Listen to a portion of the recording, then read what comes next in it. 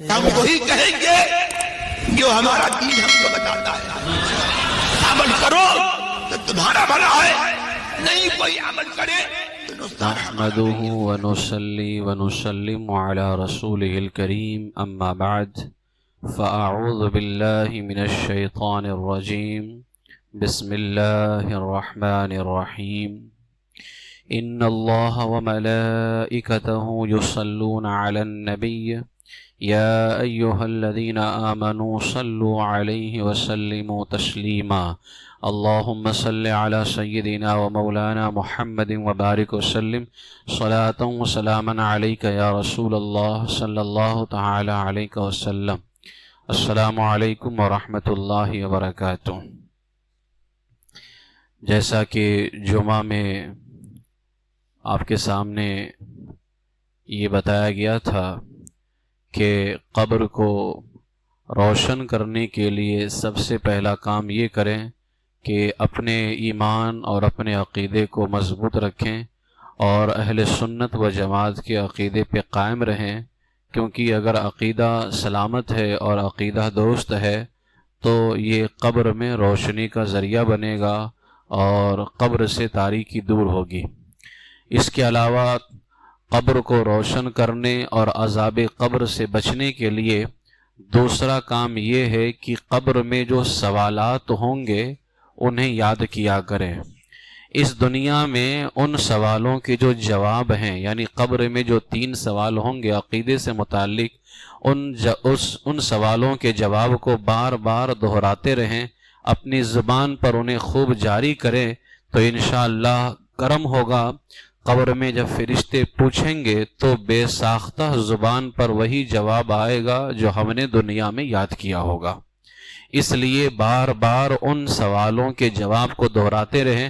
حضرت عبداللہ ابن عمر رضی اللہ تعالی عنہما بیان کرتے ہیں کہ اللہ کے رسول نے فرمایا، اے لوگو اپنی زبانوں کو ان کلمات کا عادی بناؤ. کون سے کلمات؟ لا الہ الا اللہ وان محمد رسول اللہ واللہ ربنا والاسلام دیننا ومحمدن نبینا، یعنی اللہ کے سوا کوئی معبود برحق نہیں اور محمد صلی اللہ علیہ وسلم اللہ کے رسول ہیں. اللہ پاک ہمارا رب ہے، اسلام ہمارا دین ہے اور ہمارے آقا صلی اللہ علیہ وسلم ہمارے نبی ہیں. حضور نے فرمایا کہ ان کلمات کا اپنی زبانوں کو عادی بناؤ، کیونکہ قبر میں تم سے ان باتوں کے بارے میں پوچھا جائے گا. اس لیے ان جوابوں کو دہراتے رہیں. حضرت راشد بن سعد، یہ تو آج ہمارا ماحول ختم ہو گیا، ورنہ صحابہ کرام اور بزرگان دین اپنے بچوں کو باقاعدہ سوالات قبر کے جواب یاد کرایا کرتے تھے. یہ الگ بات ہے کہ وہاں بندہ جواب دے دے گا، لیکن یہ ہمارے اکابرین کا طریقہ تھا. ایک بزرگ ہیں حضرت راشد بن سعد رضی اللہ تعالیٰ عنہ، یہ کہتے ہیں کہ رسول رحمت نے فرمایا اپنی دلیل سیکھو کیونکہ تم سے پوچھا جائے گا. یعنی اب دلیل کیا ہے؟ وہی دلیل ہے جو قبر میں جواب ہے. فرمایا اپنی دلیل سیکھو کیونکہ تم سے پوچھا جائے گا. اس فرمان کا، یعنی جب حضور نے فرمایا نا اپنی دلیل سیکھو کیونکہ تم سے پوچھا جائے گا، اس فرمان کا ایسا اثر ہوا کہ انصار میں سے جب کسی کی موت قریب آتی تو وہ اسے نکیرین کے سوالوں کے جوابات سکھاتے، اور جب بچہ عقل مند ہو جاتا تو اسے بھی کہتے کہ جب تم سے پوچھا جائے تمہارا رب کون ہے تو کہنا میرا رب اللہ ہے، جب پوچھا جائے تمہارا دین کیا ہے تو کہنا میرا دین اسلام ہے، اور جب یہ سوال ہو کہ تمہارے نبی کون ہیں تو کہنا میرے نبی محمد صلی اللہ علیہ وسلم ہے. یعنی یہ وہ لوگ اپنے بچوں کو سوالات قبر سکھاتے تھے کہ اگر پوچھا جائے تو اس کا یہ جواب دینا. اس طرح سے ہمارے اکابرین کا حال رہا ہے. حضرت حوصرہ بن محمد منقری رضی اللہ تعالیٰ عنہ یہ فرماتے ہیں کہ میں نے حضرت یزید بن ہارون کو خواب میں دیکھا. یہ یزید بن ہارون جو ہیں یہ بہت بڑے محدث ہیں.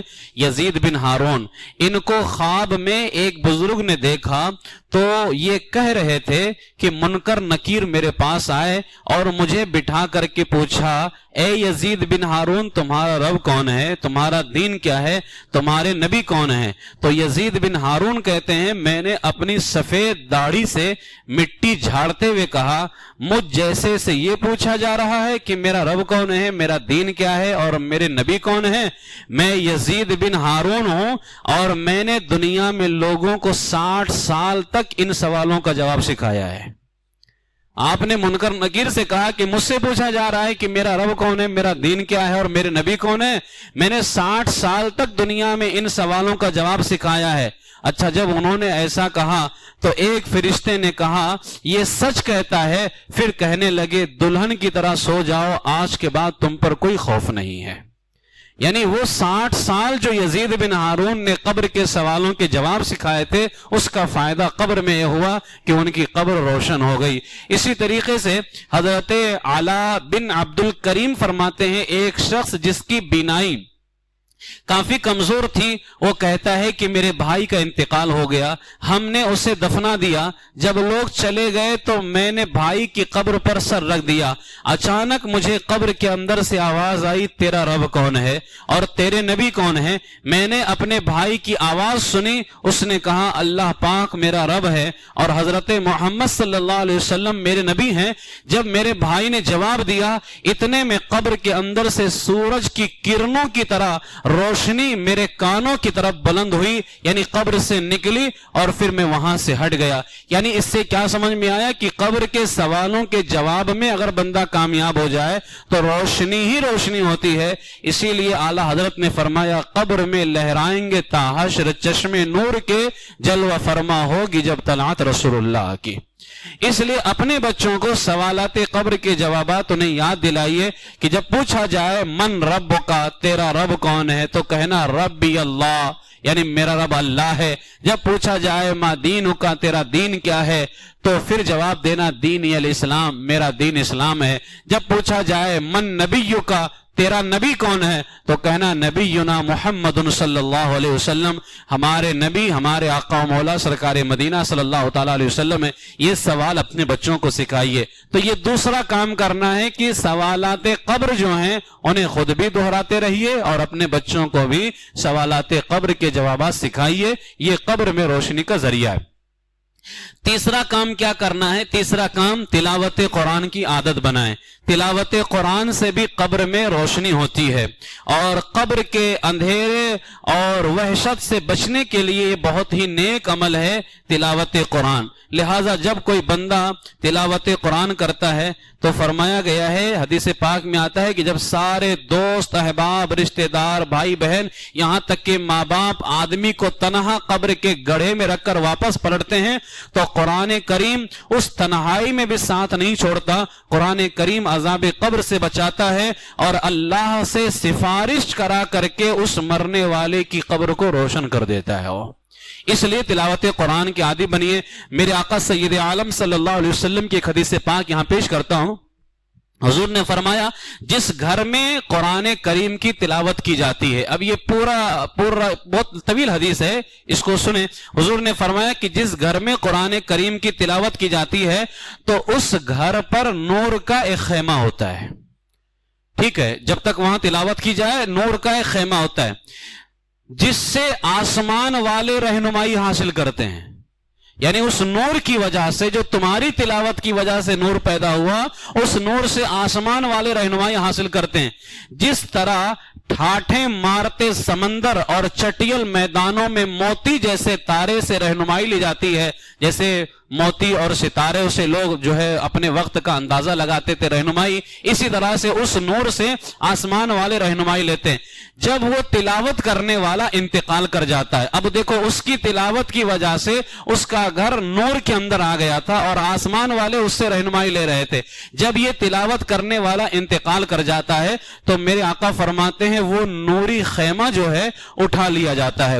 چنانچہ فرشتے آسمان سے دیکھتے ہیں تو انہیں وہ نور نظر نہیں آتا.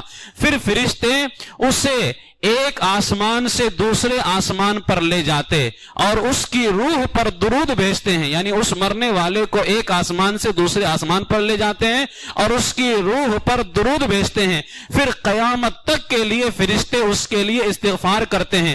اور جو بھی مومن کتاب اللہ سیکھتا ہے اور پھر رات کی کسی گھڑی میں نماز پڑھتا ہے تو وہ رات اگلی رات کو یعنی آنے والی رات کو کہتی ہے کہ اس مومن کو وقت مقررہ پر بیدار کر دینا اور اس کے لیے آسان ہو جانا۔ جب وہ فوت ہو جاتا ہے تو اس کے گھر والے اس کی کفن کی تیاری میں مشغول ہوتے ہیں، یعنی جب وہ بندہ تلاوت قرآن کر رہا ہو، نمازیں پڑھ رہا ہو، تو اب انتقال کرنے کے بعد گھر والے تو اس کی کفن کی تیاری میں لگ گئے، کفن دفن کے انتظام میں، لیکن قرآن پاک جو ہے انتہائی حسین صورت میں آ کر کے اس کے سر کے پاس ٹھہر جاتا ہے اور پھر کفن کے نیچے اور سینے کے اوپر آ جاتا ہے، اور جب اسے قبر میں رکھ کر اس پر مٹی برابر کر دی جاتی ہے اور دوست احباب سب چلے جاتے ہیں، نکیرین آتے ہیں اور قبر میں بٹھاتے ہیں۔ جب آ کر کے فرشتے قبر میں بٹھاتے ہیں، اتنے میں قرآن پاک کیا کرتا ہے، اس مرنے والے مومن اور تلاوت قرآن کرنے والے مومن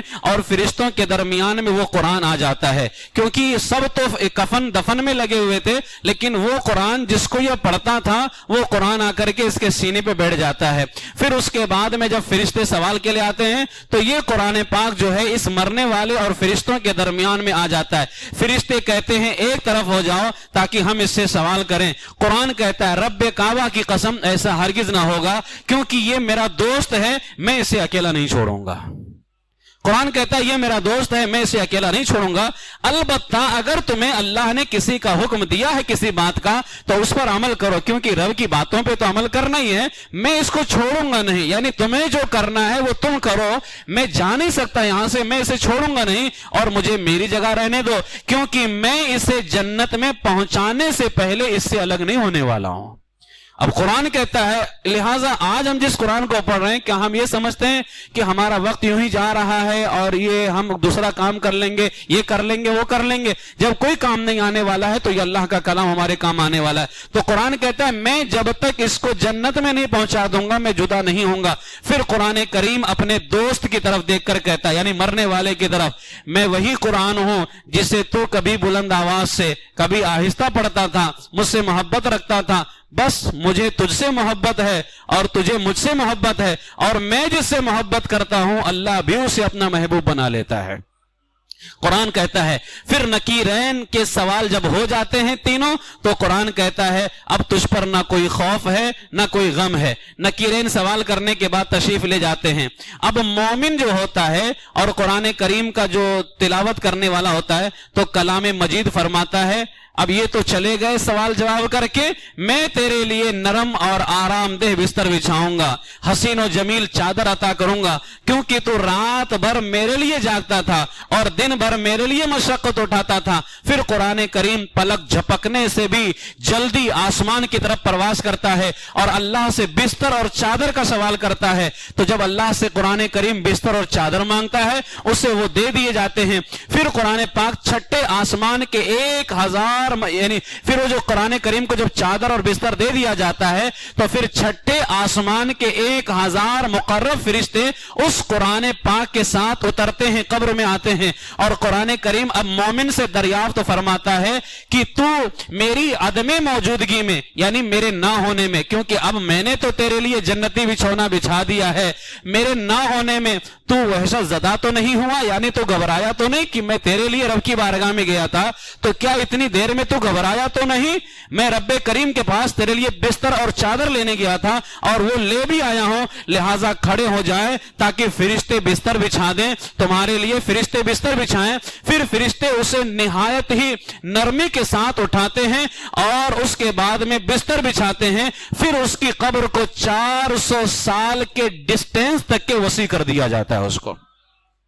یہ وہ قرآن کریم ہے جو فرشتوں کو لا رہا ہے اور بستر بچھوا رہا ہے اور اس کے لیے نرمی مہیا کروا رہا ہے. اس کے بعد پھر اس کے لیے ازفر نامی ایک گھاس ہے، خوشبو لگا سبز ریشم بچھایا جاتا ہے، اور اس کے سر اور پاؤں کی جانب باریک اور موٹے ریشم کے تکیے لگائے جاتے ہیں. اس کے سر اور قدموں کی طرف جنتی نور کے 2 چراغ جلائے جاتے ہیں جو قیامت تک جلتے رہیں گے. پھر فرشتے اسے دائیں پہلو پر قبلہ رو کر کے، یعنی قبلے کی طرف دائیں جو نا رائٹ سائڈ میں قبلے کی طرف منہ کرا کر کے اسے جنتی یاسمین دے کر کے پرواز کر جاتے ہیں، اور پھر قیامت تک وہ اور قرآن رہ جاتے ہیں. یعنی اب قبر میں وہ رہے گا اور وہ جو تلاوت قرآن کرتا تھا وہ اور قرآن قیامت تک رہ جاتے ہیں. قرآن کریم دن اور رات اس کی خبر، یعنی اب مرنے والے کی خبر اس کے گھر والوں کو دیتا ہے، اور اس کے ساتھ اس طرح قرآن رہتا ہے جیسے مہربان باپ اپنے بچے کے ساتھ رہتا ہے.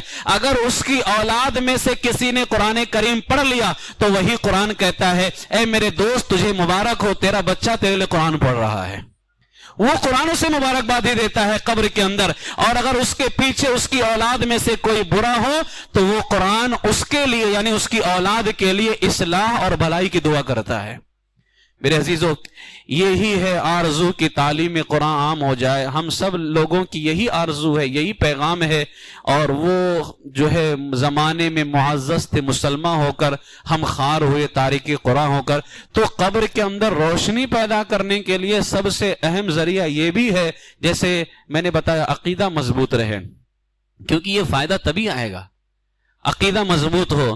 دوسرا کام، قبر کے سوالات جو ہیں نا، جوابات، ان کو دہرائیں، اپنے بچوں کو سکھائیں. اور تیسرا کام یہ کرنا ہے کہ تلاوت قرآن کرنا ہے. اب اندازہ لگائیں نا، قرآن مقدس ہمیں اپنا دوست کہہ رہا ہے، کہاں ہم اس لائق؟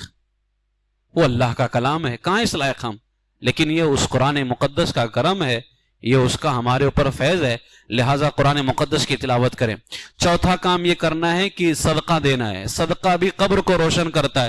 حضور نے فرمایا ان الصدقۃ لتطفئ علی اہلھا حر القبور، یعنی بے شک صدقہ کرنے والوں کو صدقہ قبر کی گرمی سے بچاتا ہے. صدقہ قبر کی گرمی سے بچاتا ہے. انما یستظل المؤمن یوم القیامت فی ظل صدقتہ، بلا شبہ مسلمان قیامت کے دن اپنے صدقہ کے سائے میں ہوگا. یعنی وہ جو صدقہ دے رہا ہے اس صدقے کے سائے کے اندر ہوگا. لہٰذا صدقہ دیں، اور صدقہ تو بہت سارے بلاؤں کو یہ ٹال دیتا ہے. اب احادیث پاک کے اندر تو بے شمار مقامات پر صدقے کی فضیلت بیان کی گئی. صدقہ برائیوں کے 70 دروازے بند کر دیتا ہے. صدقہ دینے والا قیامت کے دن اپنے صدقے کے سائے میں ہوگا. اسی طریقے سے صدقہ گناہوں کو ایسے مٹاتا ہے جیسے پانی آگ کو بجھا دیتا ہے. صدقہ عمر کو بڑھاتا ہے. صدقہ بری موت اور برے خاتمے سے بچاتا ہے. اب بندے کے پاس اگر اللہ نے مال و دولت دی ہے تو وہ کچھ نہ کچھ صدقہ کیا کرے. اور اگر کسی کے پاس مال نہیں ہے، وہ مال نہیں دے سکتا ہے، کسی کو بھلائی کی بات بتانا بھی صدقہ ہے. کسی کو بھلائی کی بات بتانا بھی صدقہ ہے. اچھا، آپ کو بھلائی کی بات نہیں پتا ہے، آپ کسی عالم کے پاس جائیے، اس سے دین کا ایک مسئلہ پوچھیے اور وہی مسئلہ جا کر کے اپنے بھائی کو بتا دیجیے. یہ بھی صدقہ ہو گیا. فرمایا گیا تو یہ تو ایسا صدقہ ہے کہ اگر کوئی کسی کو بھلائی کا حکم دے تو اس کے ایک ایک حرف پر، اچھا میں ابھی آپ کے پاس میں آیا اور میں نے آپ سے کہا آپ نماز پڑھیں، اس میں پتہ نہیں کتنے حروف ہیں، الف مدہ ہے، پا ہے، نون میم الف، آپ نماز پڑھیں، صرف اتنا ہی کہوں، اس میں پتہ نہیں کتنے حروف ہیں. فرمایا گیا ایک ایک حرف پر 60 سال کی عبادت کا ثواب اللہ عطا فرماتا ہے. تو کوئی معمولی صدقہ نہیں ہے یہ. تو اس طرح سے بھی ہم صدقہ کر سکتے ہیں. اللہ تعالیٰ جس طرح سے بھی طاقت دے، مال کے ذریعے سے، علم کے ذریعے سے، ہمیں صدقے کی کوشش کرنی چاہیے، کیونکہ صدقہ بھی جو ہے یہ قبر کو روشن کرتا ہے. اسی طریقے سے یہ 4 کام ہو گئے. 5واں کام، 5 نمازیں پابندی وقت کے ساتھ باجماعت مسجد میں ادا کریں، یہ بھی قبر میں روشنی کا کام دیتا ہے. زکوٰۃ فرض ہو تو زکوٰۃ ادا کریں. اس کے بعد میں 7واں کام روزے رکھنا. 8 لوگوں کے ساتھ میں حسن سلوک کرنا بھی عذاب قبر سے بچاتا ہے. میرے آقا سیدنا ابو ہریرہ کے صحابی حضرت ابو ہریرہ یہ فرماتے ہیں کہ حضور نے فرمایا اس ذات کی قسم جس کے قبضے میں میری جان ہے، جب مردے کو قبر میں رکھا جاتا ہے تو واپس جانے والوں کے جوتوں کی آوازیں سنتا ہے، اور اگر مومن ہو تو نماز اس کے سر کی جانب، زکوٰۃ دائیں، روزہ بائیں، اور دیگر بھلائیاں، نیکیاں اور لوگوں کے ساتھ حسن سلوک جو ہے اس کے قدموں کی طرف آتے ہیں، اور سر کی طرف سے عذاب آئے تو نماز کہتی ہے یہاں تیرے لیے کوئی راستہ نہیں ہے، دائیں سے آئے تو زکوٰۃ روکتی ہے کہ میری جانب سے بھی تجھے کوئی راستہ نہیں ہے، اور بائیں سے آئے تو روزہ کہتا ہے میں تجھے یہاں سے داخل نہیں ہونے دوں گا، اور پھر عذاب اگر قدموں کی جانب سے آئے تو دوسری بھلائیاں، نیکیاں، حسن سلوک یہ اس کو روکتے ہیں کہ یہاں بھی تیرے لیے کوئی راستہ نہیں ہے، پھر وہ جو ہے عذاب دور ہو جاتا ہے، کیونکہ وہ مردے تک عذاب پہنچ ہی نہیں پاتا ہے، اس کو نیکیاں روک لیتی ہیں۔ اس لیے بندے کو چاہیے، یہ تو ایک طرح سے جو ہے چند کام تھے جو آپ کے سامنے پیش کیے گئے، اور جو ہے اس کے علاوہ بھی بے شمار کام ہیں۔ میرے آقا علیہ الصلوۃ والسلام نے فرمایا صبر کرنا بھی جو ہے ایک طرح سے یہ عذاب قبر کو دور کرتا ہے، اور یہ قبر میں روشنی کا ذریعہ بنتا ہے۔ حضور فرماتے ہیں کہ آدمی کی قبر میں عذاب آتا ہے، پس جب وہ سر کی جانب سے آتا ہے تو تلاوت قرآن اسے دور بھگا دیتی ہے، جب ہاتھوں کی جانب سے آتا ہے تو صدقہ روک لیتا ہے، جب قدموں کی طرف سے عذاب آتا ہے تو اس کا مسجد کی طرف چلنا جو ہے عذاب کو بھگا دیتا ہے۔ صبر ایک کنارے پر موجود ہوتا ہے اور کہتا ہے اگر میں کہیں سے عذاب کے آگے بڑھنے کی جگہ دیکھوں گا تو سامنے آ جاؤں گا، یعنی یہ صبر بھی عذاب قبر سے بچاتا ہے۔ یہ 9 کام ہو گئے: عقیدہ درست رکھنا، سوالات قبر کی دہرائی کرتے رہنا، اور اس کے بعد میں کثرت سے تلاوت کرنا، راہ خدا میں خرچ کرنا، نمازوں کی پابندی کرنا، زکوٰۃ ادا کرنا، روزے رکھنا، لوگوں کے ساتھ نیک سلوک کرنا اور صبر کرنا۔ یہ 9 کام آپ کے سامنے بیان ہوئے۔ اس کے علاوہ بھی بے شمار نیک اعمال ہیں جو عذاب قبر سے بندے کو بچاتے ہیں اور قبر میں روشنی کا سبب بنتے ہیں۔ لہٰذا ہمیں قبر کی تیاری کرنی چاہیے، اور نہیں اگر ہم زیادہ تو کم سے کم یہ 9 کام بھی اگر ہم اپنا لیں، اپنی زندگی کے اندر پیدا کر لیں تو ہم سے عذاب قبر دور ہو جائیں گے۔ اور 4 گناہ ہمیں چھوڑ دینا ہے۔ 4 گناہ کون سے ہیں؟ فقی ابو اللہ سمرقندی رحمت اللہ تعالی علیہ فرماتے ہیں جو قبر کی تنہائی اور گھبراہٹ سے بچنا چاہتا ہے اسے چاہیے کہ 4 کاموں سے اپنے آپ کو باز رکھے۔ جو ایسا کرے گا اللہ کے فضل سے قبر کی تنہائی اور گھبراہٹ سے بچ جائے گا۔ وہ 4 کام کون سے ہیں؟ نمبر 1 جھوٹ، دوسرا ہے خیانت، تیسری چیز ہے چغلی، اور چوتھی چیز ہے پیشاب کے چھینٹوں سے بچنا۔ یعنی اگر بندہ پیشاب کے چھینٹوں سے بچے تو عذاب قبر سے بچا لیا جائے گا، چغلی سے بچے، اپنے آپ کو بچائے تو عذاب قبر سے بچا لیا جائے گا، اسی طرح خیانت سے اگر اپنے آپ کو بچائے تو اللہ اسے عذاب قبر سے بچائے گا، اور اگر جھوٹ سے اپنے آپ کو بچائے تو اللہ تبارک و تعالیٰ اس کو عذاب قبر سے بچائے گا۔ اس لیے میرے عزیزو اپنے آپ کو عذاب قبر سے بچانے کی کوشش کریں، اور یہ مہینہ ماہ درود ہے تو درود پاک کی کثرت سے بھی عذاب قبر سے بندہ بچے گا اور قبر میں روشنی کا ذریعہ بنتا ہے۔ یہاں پر میں ایک جو ہے آخری بات پیش کر کے گفتگو ختم کرتا ہوں۔ حضرت علامہ قرطبی کہتے ایک مرتبہ ایک عورت نے مشہور اللہ کے ولی امام حسن بصری رضی اللہ تعالیٰ عنہ، کون نہیں جانتا ہے حسن بصری کو، مولائے کائنات کے خلیفہ اور مرید ہیں۔ حضرت خواجہ حسن بصری رضی اللہ تعالیٰ عنہ کی بارگاہ میں ایک عورت نے آ کر کے کہا اے اللہ کے ولی میری جوان بیٹی فوت ہو گئی ہے، کوئی طریقہ بتائیں کہ میں اسے خواب میں دیکھوں، یعنی میں اسے دیکھنا چاہتی ہوں۔ تو حضرت حسن بصری نے اسے بتا دیا کہ یہ کام کرو، تمہاری بیٹی تمہارے خواب میں آئے گی۔ اس نے اپنی مرحومہ بیٹی کو خواب میں دیکھا تو جانتے ہو کس حال میں دیکھا؟ اس نے دیکھا کہ اس کے بدن پر تارکول یعنی ڈامر کا لباس، گردن میں زنجیر اور پاؤں میں بیڑیاں تھیں۔ جب کوئی ماں اپنی بیٹی کو اس حالت میں دیکھے، وہ بھی دنیا سے جانے کے بعد، تو بتائیں کس قدر اسے تکلیف ہوگی۔ یہ منظر دیکھ کر کے وہ کانپ گئی۔ اس نے دوسرے دن آ کر کے یہ خواب امام حسن بصری کو سنایا۔ خواب سن کر کے حضرت حسن بصری بھی بہت غمگین ہو گئے۔ کچھ عرصے کے بعد حضرت خواجہ حسن بصری نے خواب میں ایک لڑکی کو دیکھا جو جنت میں ایک تخت پر تاج سجائے بیٹھی تھی۔ آپ کو دیکھ کر کے کہنے لگی اے حسن بصری آپ نے مجھے پہچانا، میں اسی عورت کی بیٹی ہوں جس نے آپ کو میری حالت بتائی تھی، یعنی میں وہی ہوں جس نے تارکول ڈامر کا لباس پہنا تھا، جس کے گردن میں زنجیر اور پاؤں میں بیڑیاں تھیں۔ حضرت خواجہ حسن بصری رضی اللہ تعالیٰ عنہ کہنے لگے اس نے تو کہا تھا کہ تم عذاب میں مبتلا ہو، آخر یہ انقلاب کیسے آیا؟ یعنی یہ ڈامر کا لباس ختم ہو گیا،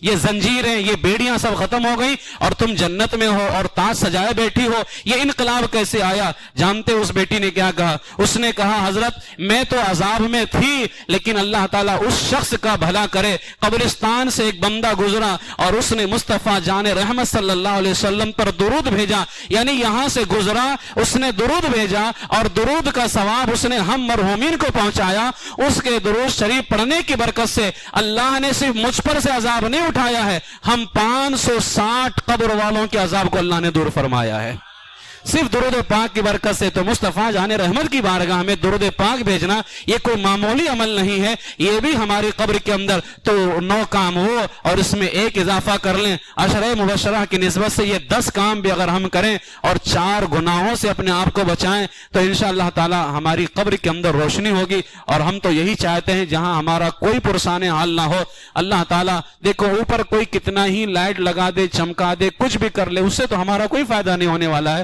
ہمیں تو اس وقت فائدہ ہوگا جب ہماری قبر روشن ہو۔ اس لیے میرے عزیزو اپنی قبر کو روشن کرنے کی کوشش کریں، درود شریف پڑھا کریں، کچھ نہیں بھی کر سکتے ہو تو کم سے کم درود شریف پڑھ کر کے مردوں کو ایصال ثواب کیا کرو، صحیح العقیدہ، تاکہ ان کی قبر میں روشنی ہو۔ قبرستان سے اگر کوئی بندہ گزر رہا ہو اور ایک مرتبہ درود شریف پڑھ کر کے اگر ایصال ثواب بھی کر دے، ہم لوگ یہی سمجھتے ہیں نا کہ بہت بڑی محفل ہوگی اور کئی لوگ اس میں آئیں گے تو ایصال ثواب ہوگا، ایسا کچھ نہیں ہے۔ آپ قبر سے گزر رہے ہیں، ایک مرتبہ درود شریف پڑھیے، اللہ کی بارگاہ میں اتنا تو کہہ سکتے ہو نا کہ مولا اس کا جو بھی تو مجھے ثواب عطا کرے، میں ان سنی مرحومین کو ایصال ثواب کرتا ہوں۔ ہو گیا، اتنا ہی کرنا ہے، کیا اتنا نہیں کر سکتے ہم؟ حدیث پاک میں حضور نے فرمایا اگر کوئی اپنے مرحومین کو ایصال ثواب کرتا ہے، ثواب پہنچاتا ہے، کل یہ انتقال کرے گا، اگر کوئی اس کا رشتہ دار اس کو ثواب پہنچانے والا نہیں رہے گا، اللہ تعالیٰ کچھ فرشتوں کو پیدا کرے گا، وہ قیامت تک کے لیے اس کے لیے مغفرت کی دعا کریں گے۔ وہ اس لیے کیا کریں اللہ، کیونکہ ہمیں بھی جانا ہے اور ہمیں بھی ایک دن ضرورت پڑے گی۔ اللہ تبارک و تعالی ہمارے سنی سے العقیدہ مرحومین کی قبروں کو روشن فرمائے، ان کی قبر پر رحمت و نور کی بارش فرمائے، اور اللہ تعالی ہماری قبروں کو بھی روشن فرمائے، اور اس قبر کی گھبراہٹ تنہائی سے اللہ تعالی ہماری حفاظت فرمائے۔ مذہب حق اہل سنت و جماعت مسلک اعلی حضرت پر استقامت نصیب فرمائے اور اسی پر ہمارا خاتمہ نصیب فرمائے۔ وآخر دعوایا ان الحمد للہ رب العالمین۔